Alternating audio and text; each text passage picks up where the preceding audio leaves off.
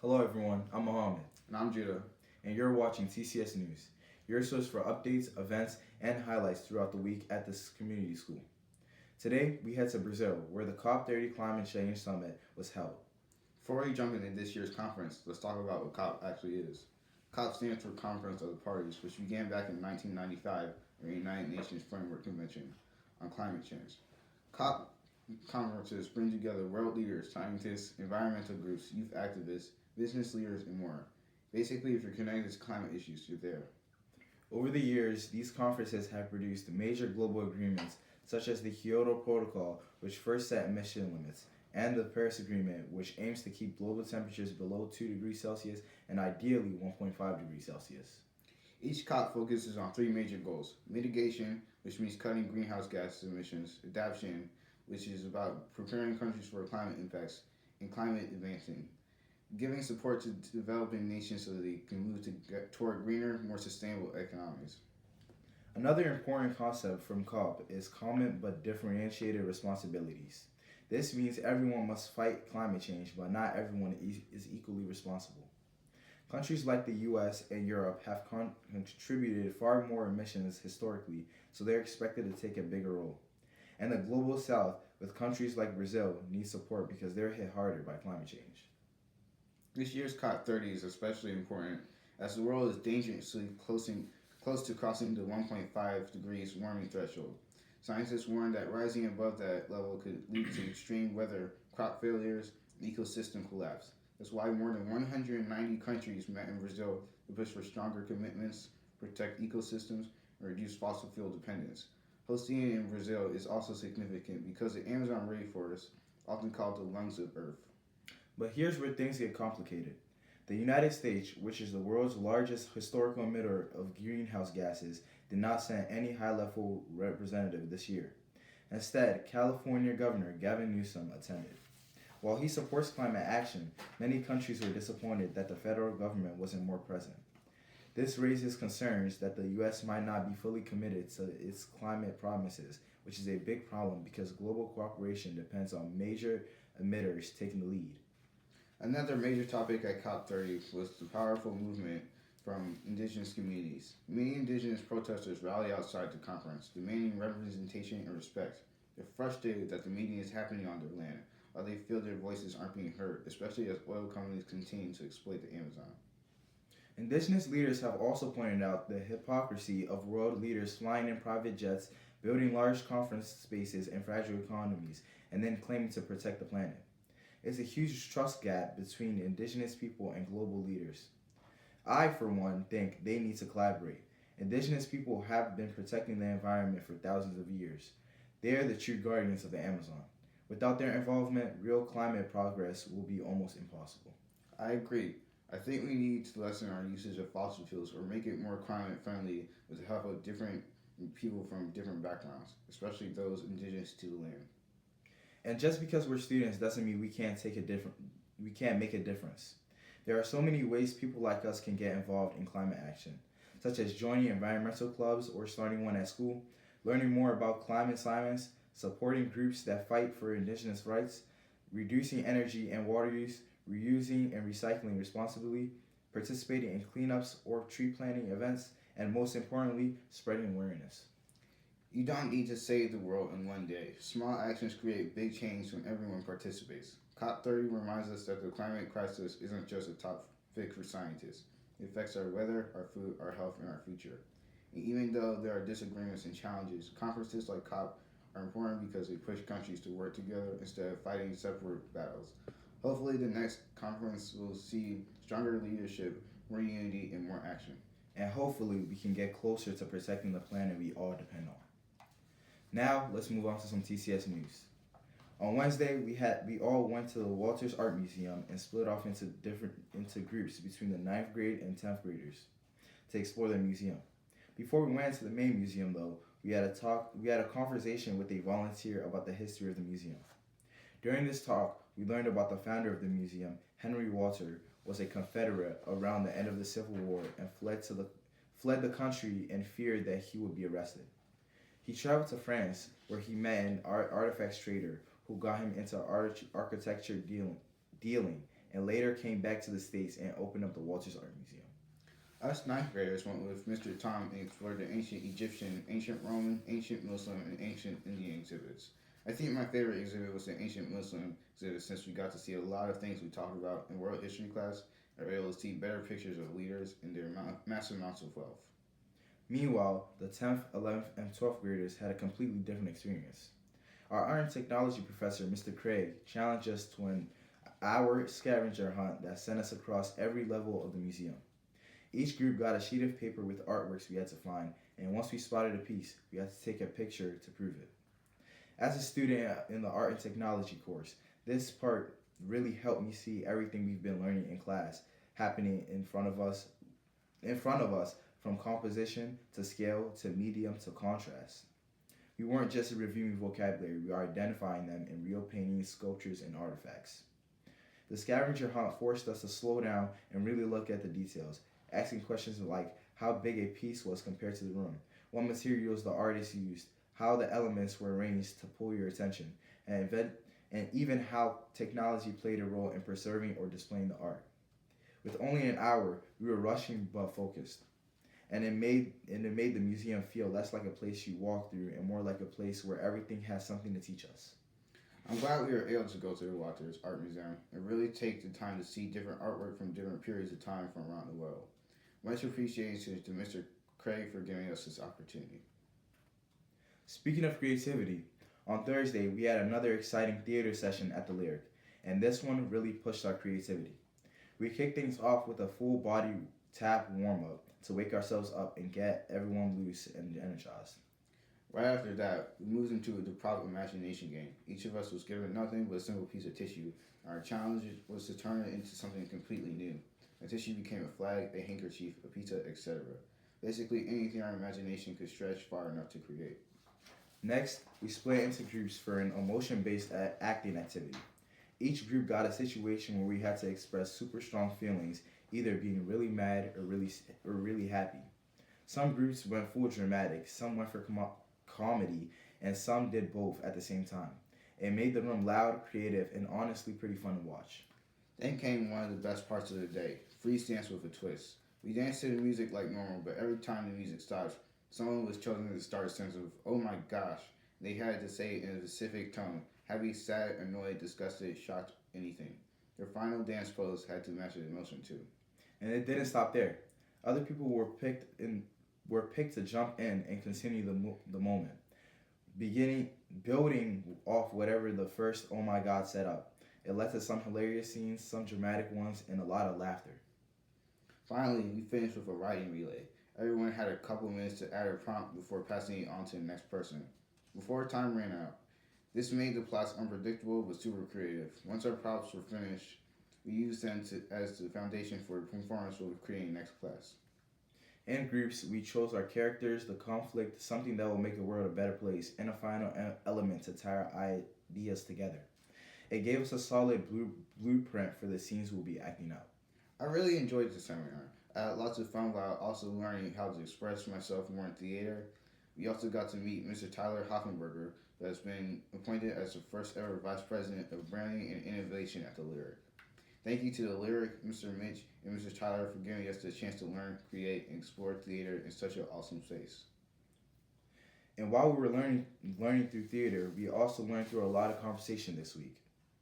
On Friday, we had a chance to talk with the 5 staff members from the Johns Hopkins Center for Social Concern, each with their own role in supporting students and strengthening Baltimore. Joining us were Miss Daisy, the Community Data Specialist, Miss Marquia, the Assistant Director of Operations, Mr. Joe, the Financial Analyst, Miss Amy, the Assistant Director of K-12 Initiatives, Miss Julie, the Assistant Director of Student Leadership. They all explained that the CSC's mission is to make sure Johns Hopkins students stay connected with Baltimore, not only through words, but through real action. Their work focuses on education, community programs, and helping students become leaders who give back to the city. A lot of what they talked about was centered on education and mentorship. For example, Miss Julie, who works in student leadership, focuses on helping students grow as leaders and connect with Baltimore in meaningful ways. Miss Amy, whose job is to support K through 12 initiatives, helps run programs where housing students tutor and mentor kids in Baltimore City schools. They also mention that many housing students don't always explore the city beyond campus. That's why the CSC creates mentoring opportunities, sometimes even in public libraries. So students can meet people from different backgrounds and learn about the cultures of the city. Meanwhile, Ms. Marquia supports operations to make sure all these programs run smoothly and stay connected, community focused, and Mr. Joe manages the financial side so these programs can actually exist and grow. Ms. Daisy works with data and outreach, helping the CAC understand community needs and build stronger partnerships. At one point, they asked us about the problems we see in our own communities. We talked about issues like littering, especially during festivals or big events when people can't find trash cans and end up leaving trash on the streets. They wanted to hear our point of view because understanding what young people notice helps them design better programs and support Baltimore more efficiently. Judah, what did you think about the conversation? I thought it was great. It made me realize that Johns Hopkins isn't only focused on educating their own students, it's also using their resources to help the whole city. Hearing about how staff members play a part, from leadership development to tutoring to managing funding, showed me how much effort goes into supporting Baltimore communities. I agree. What I liked most about the conversation was that it felt real. It didn't feel like a big advertisement for Johns Hopkins. It felt honest, like they genuinely cared about Baltimore and what they wanted to hear from us too. It showed me that the CSC is serious about education, action, and reflection, and about making sure Johns Hopkins students become active citizens who build stronger communities. And speaking of powerful conversations, we also met with someone incredible artistic generator. On Tuesday, we had a conversation with Mr. Chris LaMartina, a Baltimore-based filmmaker who specializes in horror movies. During the conversation, we talked about what goes into making films over the years and how the budgets he works with changed from project to project. Mr. LaMartina talked about the fun he's had making films and mentioned that his favorite film he has made is WNUF Halloween Special. It's about a TV crew that goes into a haunted house with a professional exorcist and things take a turn for the worst. You can even buy it at Walmart, which surprised him since it's a found footage film, a style that uses different homemade recordings to create a full feature. He said it's not a style he usually likes, but he was inspired by a friend to try it. He also talked about how he started making films at age 17, beginning with a $300 budget for his first project, Dead Teenagers. He then used the money he earned from that film to fund his next movie, Book of Lore, which had a budget of $8,000. He explained his filmmaking process too. First, he tries to describe his film in one sentence so he knows the direction he wants to go in. He then writes the screenplay, and after that, he looks for a cast that can really bring the characters to life. Once filming is done, he sends the footage to an editor and a sound designer who help fix mispronunciations or audio issues, basically making sure everything sounds clean and professional. He also talked about his involvement in the video game franchise Amanda the Adventurer, where he worked on live-action cutscenes alongside his wife. He originally didn't want to take the job because the pay was low, but his wife was excited about the project, so he handled the live-action scenes while she worked on the script and writing. Mohamed, can you talk a little about what he taught us about writing a script? Of course. Mr. LaMartina explained that when writing a script, you should try to stick with the first idea as much as possible. And if you do drift away from it, always think about the end goal of your story. He said writing the script is the most important. He said writing the script is the most fun part for him because he gets to be fully in control. For him, filmmaking is about enjoying the process, collaborating with others, and making art. I thought it was a great conversation. I'm glad we got to learn more about filmmakers in the horror genre, especially someone from Baltimore, and what really goes into making a movie. Mohamed, what did you think? I also thought it was a really inspiring conversation. Hearing about how much passion he puts into his work and how he started with almost no budget made me realize how much creativity matters more than money. It also gave me a new appreciation for how much planning, writing, and teamwork goes into a single film. And now it's time for one of our favorite parts of the show. This week's spotlight is on someone whose journey is filled with unexpected turns, huge challenges, incredible accomplishments, and a lifetime of creativity. This week's spotlight is on Mr. Don. And trust me, this story isn't what you expect from a creative writing teacher. Before he became the writer, mentor, and teacher we know today, he lived a whole different life. We're talking about a former Division I athlete, a traveler, a world traveler, a partner in an international advertising agency, and someone who has experienced both triumph and tragedy.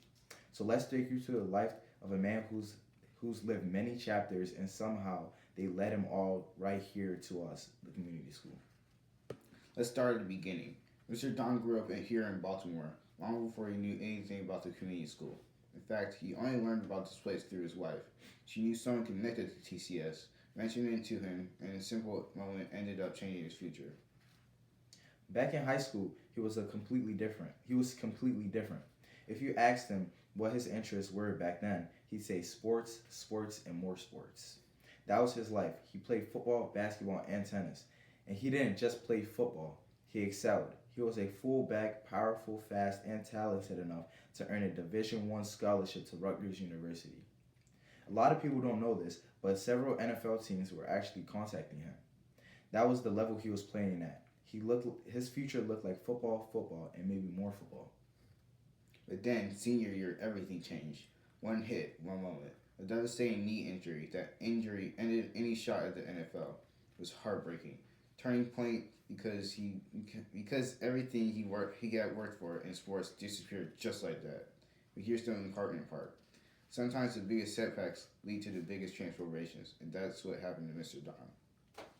Even before the injury, writing had been quietly growing inside of him thanks to his high school English teacher.